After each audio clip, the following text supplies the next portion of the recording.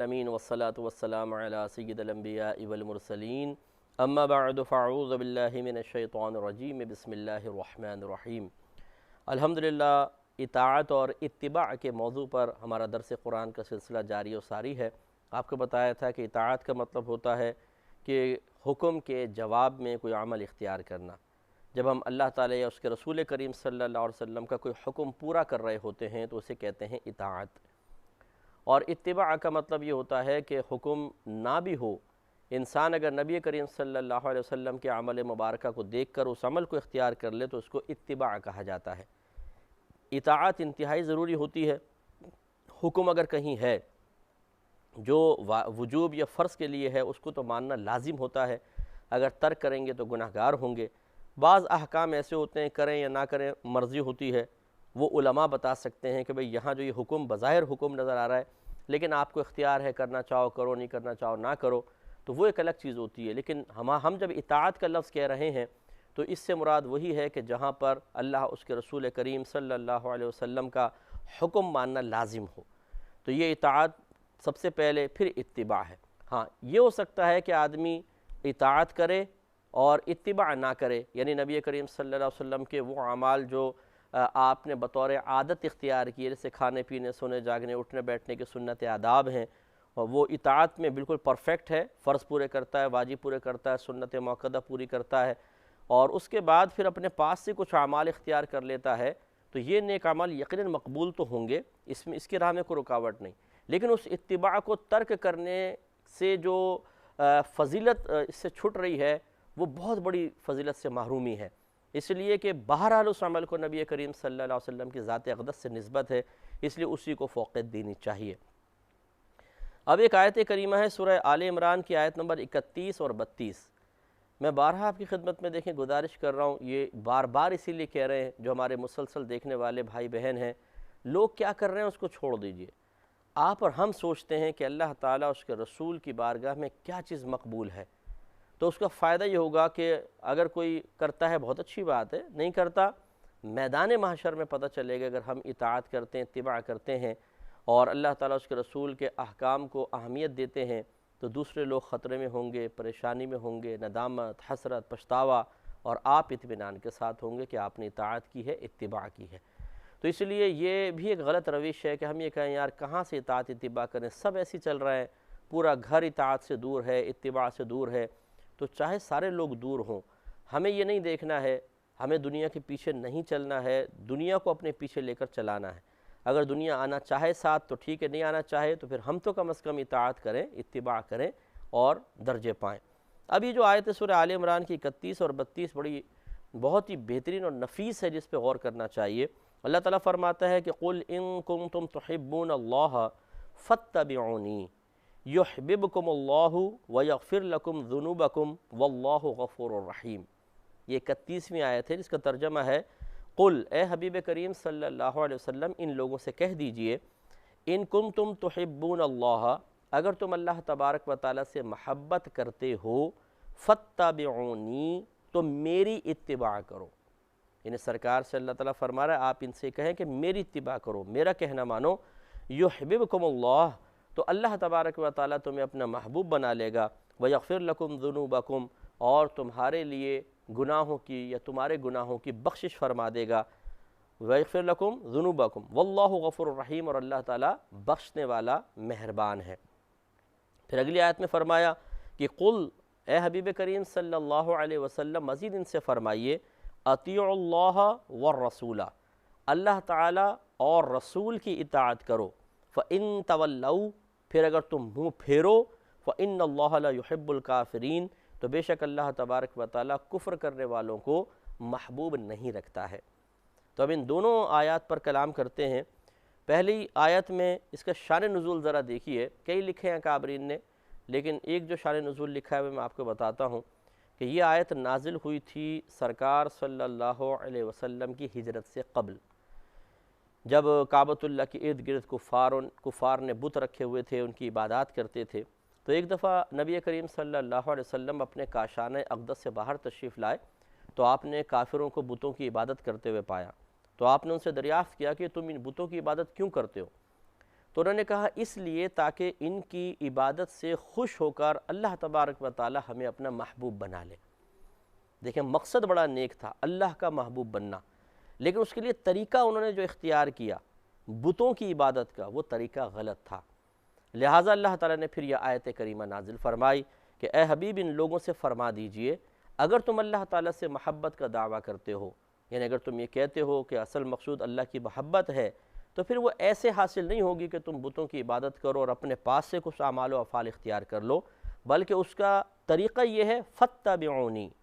تم میری اتباع کرو۔ یہاں پہ اتباع اطاعت کے معنی میں ہے، یعنی میرا حکم مانو۔ تو گویا کہ نبی کریم صلی اللہ علیہ وسلم نے ان کفار کو واضح طور پہ بتا دیا کہ اگر مقصد نیک ہو تو اس مقصد نیک کو حاصل کرنے کے لیے طریقہ اپنی مرضی کا نہیں چلے گا، بلکہ وہ طریقہ چلے گا جو اللہ تبارک و تعالیٰ اور اس کے رسول کریم صلی اللہ علیہ وسلم کا منتخب کردہ طریقہ ہے، اور وہ کیا ہے؟ اطاعت اور اتباع۔ اور پھر جب تم یہ کر لو گے کہ اپنے طریقہ گندہ طریقہ چھوڑ کر اللہ تعالیٰ اور اس کے رسول کی اطاعت کا راستہ اختیار کر لو گے، اس کا نتیجہ نکلے گا کہ یحببکم اللہ، اللہ تعالیٰ تمہیں اپنا محبوب بنا لے گا، وَيَغْفِرْ لَكُمْ ذُنُوبَكُمْ، اور تمہارے تمام گناہوں کی بخشش فرما دے گا، وَاللَّهُ غَفُورٌ رَحِيمٌ، اور اللہ تعالیٰ بخشنے والا مہربان ہے۔ بس دیکھیں اس میں کتنی پیاری بات سمجھائی گئی ہے۔ ہمارے ساتھ بھی آج کل ایسے ہی ہو رہا ہے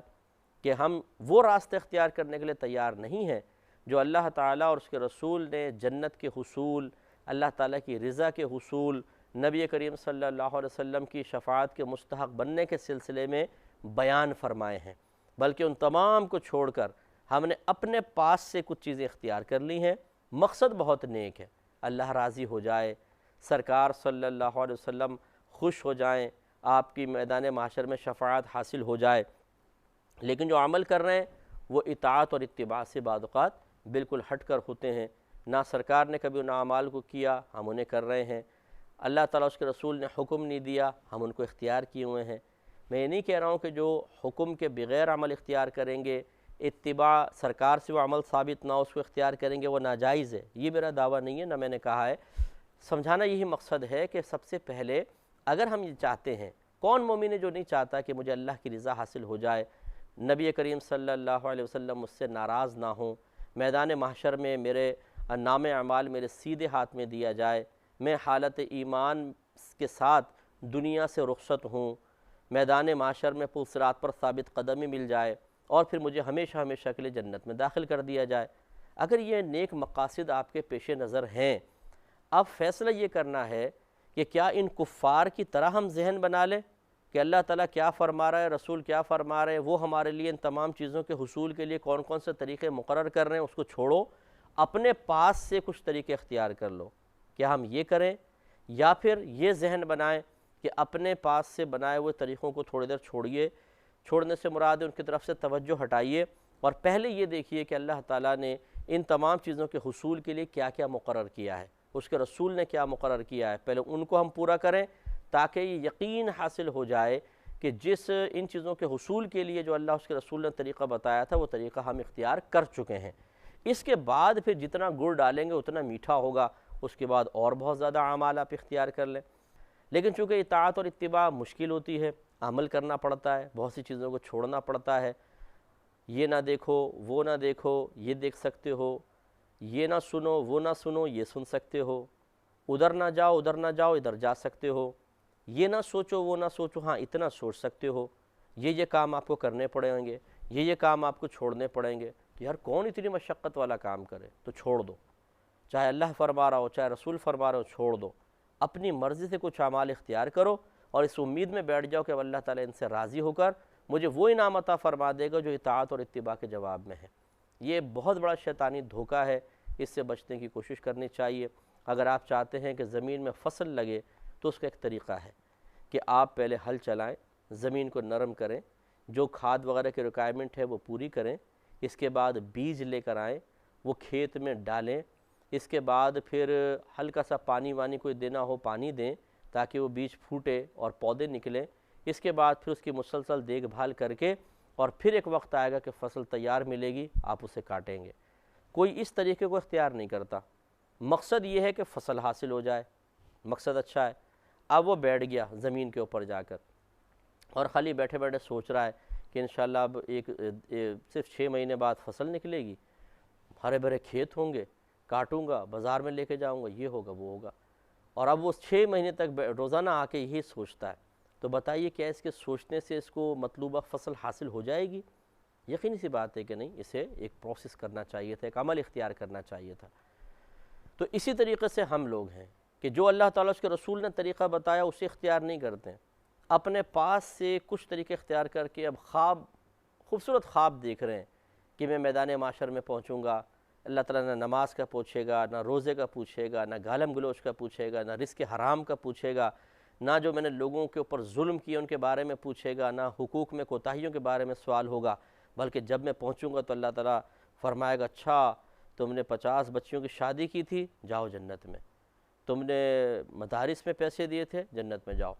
تم نے 1000 مسجدیں بنائی تھیں، جنت میں جاؤ۔ یوں ہم نے ایک ذہن میں خاکہ بنایا ہوا ہے کہ ان اعمال کو میں پیش کر دوں گا، اللہ تعالیٰ مجھے جنت عطا فرما دے گا۔ یعنی اللہ تعالیٰ اس کے رسول کی مرضی اور رضا کی کوئی اہمیت نہیں ہے۔ قرآن کے جتنے احکام میں معاذ اللہ وہ بیکار بیان کیے گئے ہیں، وہ آپ کے لیے نہیں ہیں بلکہ کسی اور کے لیے ہیں۔ یہ کیسی سوچ ہم نے بنا لی ہے، اس لیے اس کو ذرا غور سے دیکھیں، اور خاص طور پہ وہ حضرات بھی کہ جو پوری رات بیٹھے رہیں گے، جھومیں گے، سب کچھ کریں گے، فجر کی نماز نہیں پڑھیں گے، جماعت سے نماز نہیں پڑھیں گے، ماں باپ سے بدتمیزیاں ترک نہیں کریں گے، علم دین نہیں سیکھیں گے، شادی شدہ ہیں بیویوں کے صحیح طریقے سے حقوق ادا نہیں کریں گے، انہیں پتہ ہی نہیں کہ ہم پہ کیا کیا بیویوں کے اور اولاد کی تربیت کے سلسلے میں فرض قرار دیا گیا ہے، لیکن نعت خوانیوں میں بیٹھ جائیں گے، علماء کے بیانات بھی سنیں گے، بظاہر علماء کی ایسی صحبت کہ بس جس میں بیٹھ کے سننے کو ملے، عمل نہیں کریں گے، سننے کو ملے تاکہ بس وقت گزاری ہے، اور وہ اپنے دل کو مطمئن کرتے رہتے ہیں کہ جی ہم سرکار کی ثنا بھی تو کر رہے ہیں، ہم روزانہ محفل میں بیٹھتے ہیں۔ تو ذکر مصطفیٰ صلی اللہ علیہ وسلم کی محفل و مجلس میں شرکت کرنا یقیناً باعث سعادت ہے، لیکن یہ آپ کو کس نے کہہ دیا اور کہاں سے آپ نے یہ دلیل حاصل کر لی کہ باقی سارے فرائض اور حقوق وغیرہ بھول جاؤ اور اس میں آپ روزانہ رات کو یہاں بیٹھ جاؤ تو آپ کو جنت مل جائے گی، اللہ بھی راضی ہو جائے گا، سرکار بھی آپ سے خوش ہو جائیں گے؟ اگر ہے تو چلیں بطور دلیل پیش کر دیں، ہمیں بھی بتا دیں، ہم بھی کوئی شارٹ کٹ مار کے جلدی یہ کوشش کریں کہ مشقت بھی نہ ہو اور جنت کے قریب ہو جائیں۔ لیکن اللہ کا بڑا کرم ہے کہ ہمارے پاس علم ہے اور ہم جانتے ہیں کہ اللہ تعالیٰ اس کے رسول کی رضا کے حصول کا صحیح طریقہ کیا ہے، تو اس لیے آپ کی خدمت میں عرض کر رہے ہیں۔ ان چیزوں کو میں نہیں کہہ رہا ہوں کہ آپ چھوڑ دیں، ایک تو ان میں اعتدال ضرور پیدا کریں، اس میں کچھ لیمیٹیشنز اپنے لیے بھی قائم کریں، اور اس کے بعد پہلے اطاعت اتباع، اس کے بعد پھر یہ اضافی امور ہیں جن کو آپ کریں گے تو مزید ثواب ملے گا، نہ بھی کریں تو میدان محشر میں کوئی گناہ نہیں ہے۔ یہ یاد رکھیں کہ جہاں پر اطاعت ضروری ہے وہاں ایسا ہی عمل ہوگا کہ آپ کریں گے تو ثواب ملے گا، نہیں کریں گے تو گناہ گار ہوں گے، اور جہاں فقط عمل مستحب ہے، کریں تو ثواب ملے، نہ کریں تو کوئی گرفت نہ ہو، وہ سمجھ جائیں کہ وہ اطاعت کے زمرے میں نہیں آتا ہے، وہ بہت نیچے درجے کا عمل ہوتا ہے، مطلب ترتیب کے اعتبار سے پہلے فرض ہے، پھر واجب ہے، پھر سنت موقدہ، پھر غیر موقدہ، پھر مستحب کا درجہ آتا ہے، اور یہ جتنے بھی میں نے دیگر امور بتائیں یہ مستحبات میں سے ہیں، اس لیے بھائی بھی ہمارے جو سن رہے ہیں، بہنیں جو سن رہی ہیں، انہیں غور کرنا چاہیے اور حقیقتاً اطاعت اور اتباع کی طرف آنا چاہیے۔ اور پھر اللہ تعالیٰ نے فرمایا کہ آپ ان سے فرما دیجئے کہ اللہ تعالیٰ اور اس کے رسول کی اطاعت کرو، پھر اگر تم منہ پھیرو یعنی کہنا نہ مانو کیونکہ وہاں کفار تھے تو ان سے خطاب ہے کہ اگر تم اللہ کا کہنا نہ مانو، رسول کا کہنا نہ مانو تو پھر فَإِنَّ اللَّهَ لَا يُحِبُّ الْكَافِرِينَ، تو بے شک اللہ تعالیٰ کفر کرنے والوں کو اختیار نہیں پسند نہیں فرماتا۔ تو دیکھیں یہ کفار بھی جو تھے کچھ اعمال کو اچھا اور نیک سمجھ کے کرتے تھے، مثلا پانی پلانا، کھانا کھلانا، جو لوگ کعبۃ اللہ کی زیارتوں کے لیے آتے تھے اور طواف کے لیے آتے تھے ان کی خدمتیں کرنا، یہ کافر بھی کرتے تھے، اور مطلب یہ کہ بہت اہتمام کرتے تھے، لیکن اللہ تعالیٰ کی جب اطاعت نہیں کریں گے، رسول کا کہنا نہیں مانیں گے تو یہ ان بظاہر نیک اعمال کی کوئی ویلیو نہیں ہے، لہذا وہ سب ضائع ہیں۔ اس لیے ان پہ توجہ کرنی چاہیے اور اطاعت اور اتباع کا ذہن بنانا چاہیے۔ اللہ تبارک و تعالیٰ ہم سب کو عمل کی توفیق عطا فرمائے۔ نیکسٹ پروگرام میں انشاءاللہ میں آپ کو عرض کروں گا کہ اطاعت اور اتباع کیسے ہوگی، اور اس کی فضیلت آپ کو ذکر کروں گا کہ کوئی اس کو اختیار کرتا ہے تو اسے کیا کیا فضائل حاصل ہوں گے۔